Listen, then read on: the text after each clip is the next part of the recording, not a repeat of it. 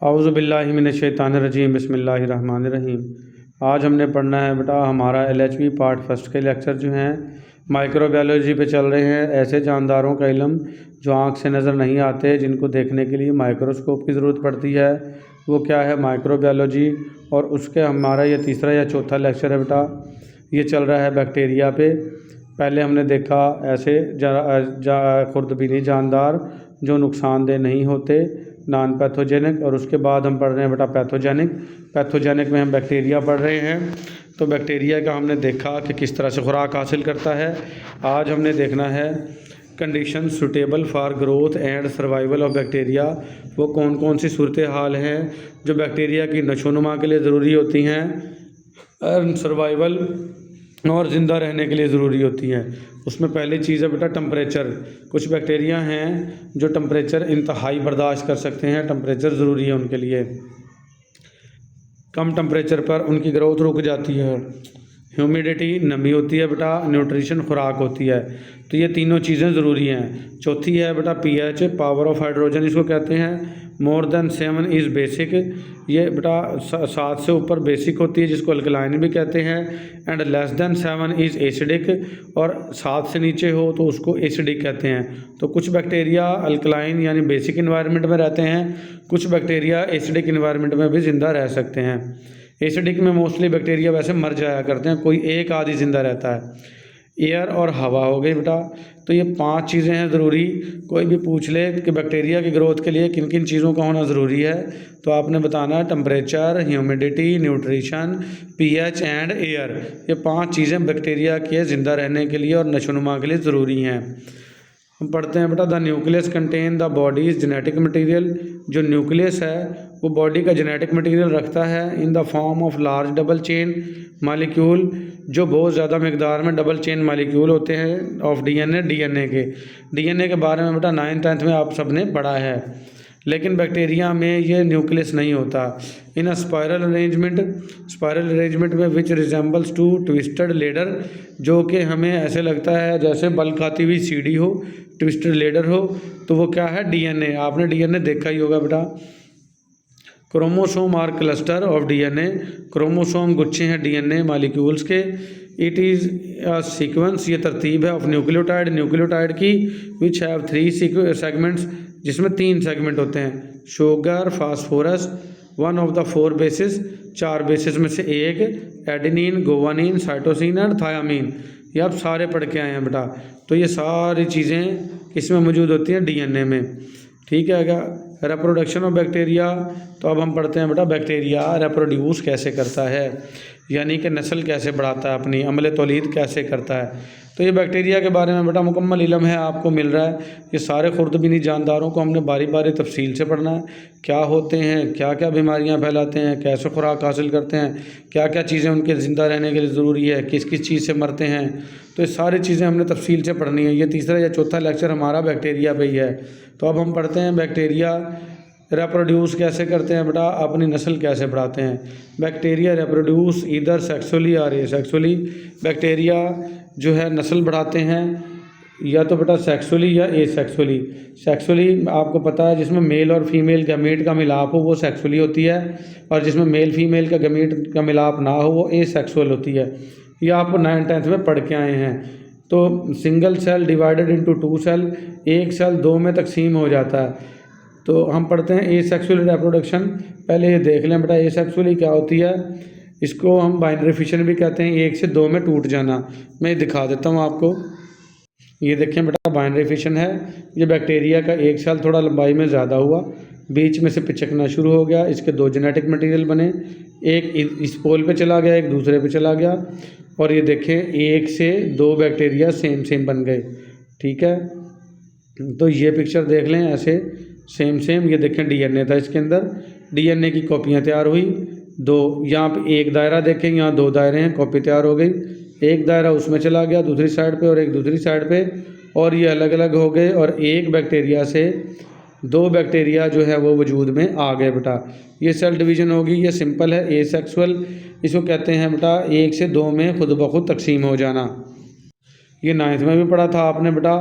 तो asexually reproduction में क्या है, bacteria usually reproduce asexually, bacteria आमतौर पर एसेक्सुअली ही अपने आप को नस्ल बढ़ाता है। बाय बाइनरी फिशन, बाई का मतलब दो होता है, यानी एक से दो में तब टूट जाना। दिस इन्वॉल्व डिवीजन, जिसमें एक तकसीम शामिल है ऑफ पेरेंट बैक्टीरियल सेल, जो इब्तदाई बैक्टीरिया सेल होता है उसकी, into 2 daughter cells, 2 daughter cells में। They divide about every 20 minutes, और ये हर 20 मिनट बाद तकसीम हो जाते हैं। ये मारूजी बन सकती है बेटा कि एसेक्सुअली में क्या है, बाइनरी फिशन 1 से 2 में टूटता है, ये भी मारूजी बन सकती है। और हर कितने मिनट बाद तकरीबन टूट जाता है, 20 मिनट बाद। तो हमने रात को अगर एक बैक्टीरिया यानी कि छोड़ा था तो सुबह तक ये लाखों की तादाद में हो चुके होते हैं, क्योंकि 1 2 में होगा, 2 आगे 4 में, 4 आगे 4 और 4 8 में, 8 16 में, ऐसे डबल डबल होते जाएंगे। हर 20 मिनट बाद इनकी तादाद क्या होती चली जाएगी, डबल होती जाएगी। फिर आ जाएगी सेक्सुअल रिप्रोडक्शन। बैक्टीरिया में अक्सर का सेक्सुअल भी रिप्रोडक्शन होती है। सेक्सुअल में ये नहीं है भी मेल फीमेल का मिलाप होगा, बस ये अपने मटेरियल्स जो हैं वो एक दूसरे के साथ तब्दील कर लेते हैं। इन विच, इसमें 2 सेक्सेस इन्वॉल्व, 2 सेक्सेस इन्वॉल्व होते हैं। Bacteria strictly speaking don't reproduce sexually, bacteria को ये कहा जाता है, सख्ती से कहा जाता है कि ये सेक्सुअली रिप्रोड्यूस नहीं करता, but they exchange genetic material, लेकिन ये अपना जेनेटिक जो मटेरियल है उसको तबादला करता है थ्रू 3 डिफरेंट वेज, 3 मुख्तलिफ तरीक़ों से। वो कौन से हैं बेटा, सेक्सुअल वाले ट्रांसफॉर्मेशन, ये पहला तरीका है।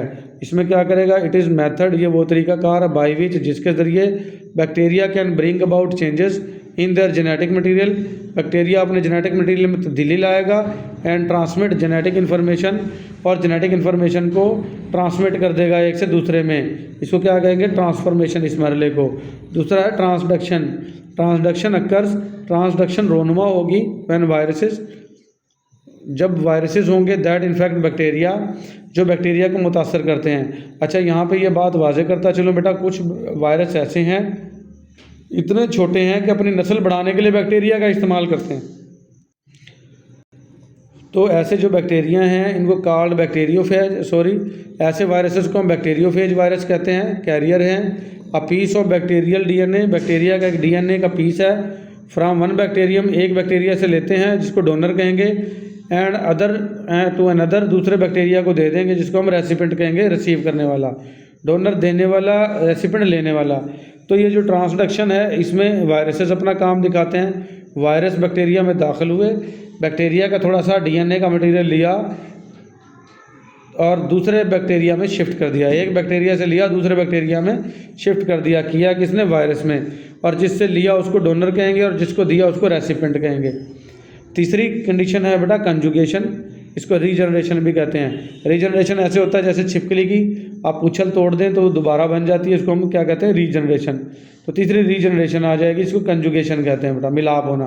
Conjugation is the process, conjugation वो तरीकाकार है ऑफ जेनेटिक रिकम्बिनेशन, जीन के रिकम्बिनेशन का, बिटवीन 2 ऑर्गेनिज्म, 2 जानदारों के दरमियान, थ्रू अ साइटोप्लाज्मिक ब्रिज, इसमें एक साइटोप्लाज्मिक ब्रिज बनता है बिटवीन देम, इनके दरमियान, directly by cell to cell contact, cell to cell contact के ज़रिए, जैसे टेल ऑफ लिजर्ड, छिपकली की जैसे दुम होती है। तो ये तो था बेटा हमारा कि ये बैक्टीरिया जो है वो सेक्सुअली और एसेक्सुअली किस तरीके से बेटा अपनी नस्ल बढ़ाते हैं। अब आ जाएगा हमारा रेस्पिरेशन। रेस्पिरेशन कहते हैं सांस लेने का अमल। बैक्टीरिया सांस कैसे लेता है? Bacteria are broadly divided into 2 groups. Bacteria को हम 2 बड़े बड़े ग्रुप्स में तकसीम करते हैं depending upon their gaseous requirement. और ये जो 2 ग्रुप हैं किस पर डिपेंड करेंगे? अपनी गैशियस रिक्वायरमेंट पर। ये बहुत आसान है बेटा, 9th-10th में पढ़ाए हैं बेटा। एरोबिक और एनारोबिक का नाम पढ़ा होगा। एरोब्स ऐसे बैक्टीरिया जो ऑक्सीजन की मौजूदगी में ज़िंदा रहेंगे। एनारोब्स ऐसे बैक्टीरिया जो ऑक्सीजन की गैर मौजूदगी में भी ज़िंदा रह सकते हैं। तो एरोब्स के आगे ऑक्सीजन वाले aerobe living organism, aerobic living organism, जिंदा जानदार हैं। नीड ऑक्सीजन, जिनको ऑक्सीजन की ज़रूरत होती है। It is also called aerobic respiration, और ऐसे सांस लेने के अमल को हम एरोबिक रेस्पिरेशन कहते हैं। These bacteria need oxygen for their growth, ऐसे बैक्टीरिया को ऑक्सीजन की ज़रूरत है अपनी नशोनुमा के लिए, एंड सर्वाइवल, और अपने ज़िंदा रहने के लिए। फिर दूसरे आ जाएंगे बेटा एनारोब्स। एनारोब्स क्या होते हैं? ऐसे बैक्टीरिया जो ऑक्सीजन की गैर मौजूदगी में भी जिंदा रह सकते हैं। अंडर सॉयल, ज़मीन के नीचे। अंडर वाटर, पानी के नीचे जहाँ ऑक्सीजन ना भी हो। दीज आर दोज बैक्टीरिया, ये वो बैक्टीरिया हैं दैट कांट ग्रो, जो कि नशोनुमा नहीं पा सकते in the presence of oxygen, oxygen की मौजूदगी में। यानी कि इनके लिए ऑक्सीजन ना हो तो ये ज़िंदा रहते हैं, ऑक्सीजन मौजूद होगी तो ये नशोनुमा नहीं पाएंगे। फिर तीसरी एक किस्म है टॉक्सिन्स है बेटा। टॉक्सिन्स कहते हैं जहरीला मादे पैदा करने वाले बैक्टीरिया। ठीक है, वो हम पढ़ेंगे बेटा अगले लेक्चर में, टॉक्सिन वाले, क्योंकि लंबा हो जाएगा लेक्चर। आज के लिए हमारा इतना ही बेटा, मिलेंगे अगले लेक्चर में। अल्लाह हाफिज़।